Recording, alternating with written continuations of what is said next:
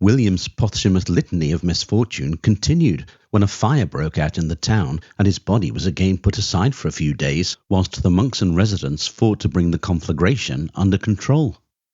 With the flames extinguished, attention turned once more to William's rapidly ripening remains, which were finally carried into the church in readiness for his interment. Since no preparations had been made to receive such an honoured carcass, a grave had to be dug for him, and this the monks did with impressive speed. At last, all was ready for the final chapter in the saga of the life of William the Conqueror, and the funeral service got under way.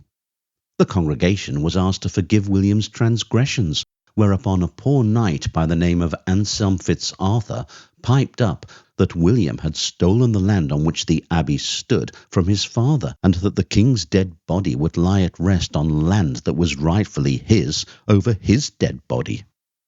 Actually, his exact words were, "In the name of God, I forbid that the body of the despoiler be covered with the earth of my inheritance," although obviously he would have said them in Norman French, which I'm not even going to attempt. There was another undignified delay in order that his claim could be investigated. It was found to be genuine, and this necessitated a spot of haggling to agree suitable compensation in order that the king's mortal remains could finally be put in the ground he had usurped from the Fitzarthur family. The haggling over, the compensation was paid, and the service could continue.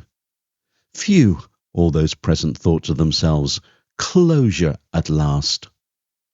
Goodness gracious, thought the bacteria building up inside William's corpse. It's getting a bit gassy in here.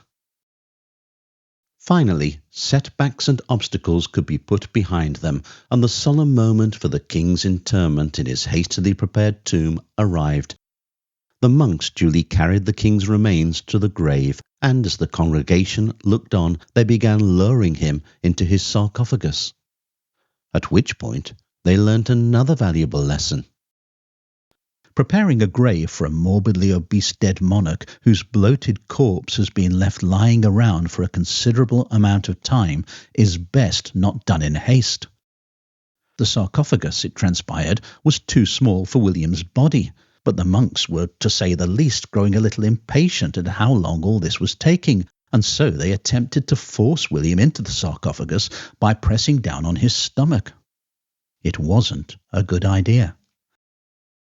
According to the chronicler Orderic Vitalis, writing 75 years later, but considered pretty reliable, the swollen bowels burst, and an intolerable stench assailed the nostrils of the bystanders and the whole crowd. A Victorian account imbued the story with a little extra element of grossness, claiming that the putrid contents spilled across the floor, filling the church with a smell that was so overpowering that all present were forced to flee the church.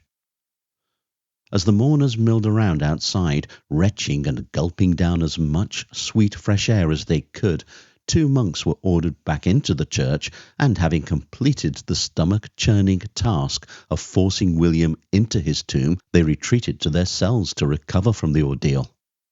The mourners then trooped back into the church, the service was completed at great speed, and, according to a chronicler, afterwards the people departed in sad silence, discoursing diversely of all these extraordinary accidents. As funerals go, William's had certainly been one to remember.